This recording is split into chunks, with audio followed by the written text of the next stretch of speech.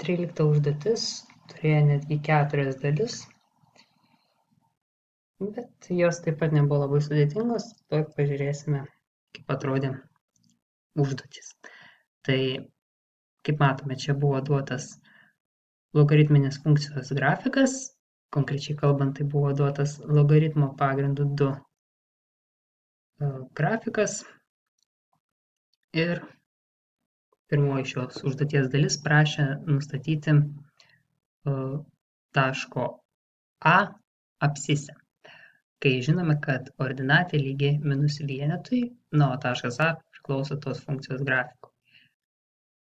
Tai, ką čia reikėjo padaryti, tai jeigu mes žinome ordinatę, o mums reikia rasti abscisę, tai mes tokiu atveju sprendžiame lygtį. Tai yra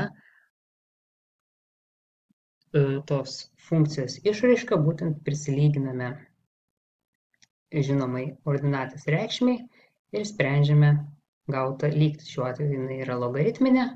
Ją galima įspręsti, tarkim, taikant logaritmo apibrėžimą, tai yra, kas tas x yra šitame logaritme. Tai x yra toks skaičius, kurį mes gauname logaritmo pagrindą pakėlę būtent skaičiumi minus 1.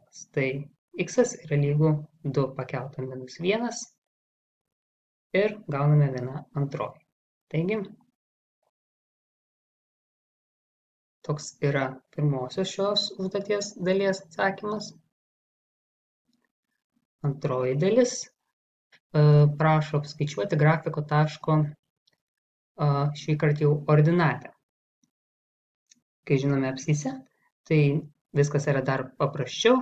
Tokiu atveju tiesiog mums reikia į būtent grafiko išraišką, tiesiog vietoj x įsistatyti 8 ir apskaičiuoti gautą reiškinį reikšmę. Tai gauname, kad kai x lygu 8, tai y lygu logaritmas pagrindu 2 skaičiaus 8, tai yra 3, nes 3 yra tas laipsnio rodiklis, kuriuo reikia pakelti skaičių 2, kad gautume 8.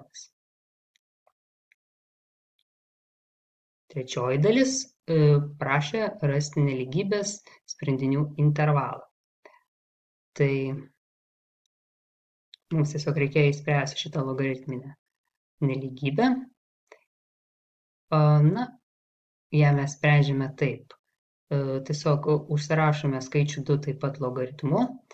Kadangi mūsų tikslas yra turėti 2 logaritmus, kurių pagrindai būtų vienodi, tai mes ir skaičių 2 taip pat užsirašome logaritmu, kurio pagrindas būtų 2. Taigi, tokiu atveju mes gauname, kad tai yra logaritmas pagrindu 2 skaičiaus 4, nes būtent 2 reikia pakelti 2 laipsniu, kad gautume 4. Tai tokiu atveju gauname šitą tokią lygtį. Abiejose, atsiprašau, taip, kaip parašiau, taip ir perskaičiau. Iš tiesų, čia yra nelygybė, atsiprašau čia už klaidelę. Taigi gauname iš tiesų nelygybę ir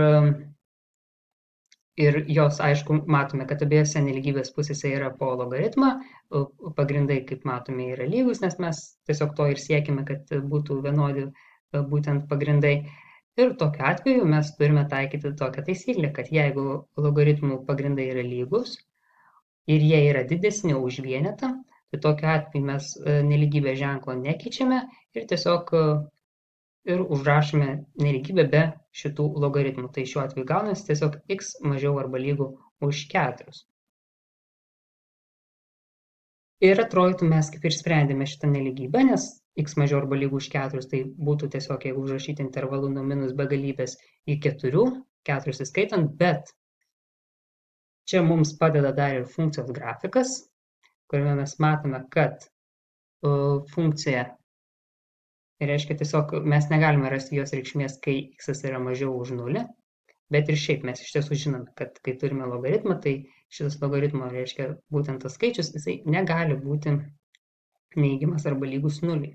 Tai dėl tos priežasties mes dar privalome būtent įrašyti sąlygą, kad x daugiau už 0 ir tuomet mes gauname tokią būtent sistemą nelygybių. Ir čia tiesiog aš, aišku, jau akivaizdžiai matau, kas yra šios sistemos sprendinys, bet jūs galite dar ir nusibrėžti, tarkim, skaičių tiesą ir pasižymėti būtent tuos intervalus ir pasižiūrėti, kur yra sankirta tų intervalų. Tai yra, mes nusibrėžėme šitos nelygybės sprendinių intervalą ir šitos nelygybės sprendimų intervalą ir žiūrime, kur yra bendroji dalis. Tai ta bendroji dalis ir yra intervalas nuo 0 iki 4, 0 neįskaitom, o 4 įskaitom, nes čia buvo lygu.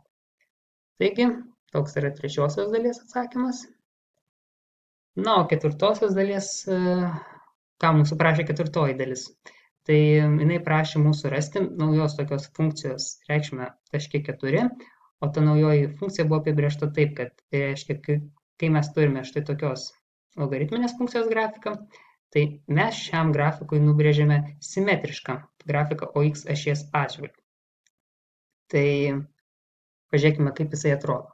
Tai jeigu jisai yra simetriškas, na čia galbūt pats paveiksliukas ir ne toks ir gražus, čia pernelyg nesistengiu, svarbiausia, kad suprastumėte esmę, tai kaip matome, reiškia ir įsitikiname, kad iš tiesų šitas grafikas, na, ta tokia raudona kreivė, jinai yra simetriška, būtent duotosios kreivės atžvilgiu ir OX ašies, tiksliau, OX ašies atžvilgiu. Šita raudonoji kreivė yra simetriška duotajai, taigi tikrai mes nubrėžėme simetrišką grafiką ir ką mes tada galime iš to pasakyti, kad būtent ir tuomet reikšmės būtent tam tikrame taške, nebūtinai 4, mums reikia paskaičiuoti šitame taške, bet kuriame taške iš tiesų x daugiau už 0, jeigu mes paėmėme tašką ir tarkim čia randame šios funkcijos reikšmę, tai mūsų naujos funkcijos reikšmė bus lygiai tokia pati, tik su minuso ženklu, nes yra, reiškia, būtent turi atitikti tą būtent simetriją, nes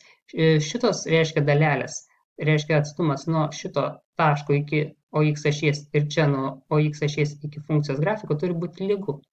Tiesiog tai išplaukia būtent iš simetriškumo, nes simetrija tai tuo ir pasižymė, kad būtent tie atstumai tarp taškų, kurie yra simetriški tos ašies atžvilgiu, turi būti, reiškia, atstumai iki tos ašies lygus.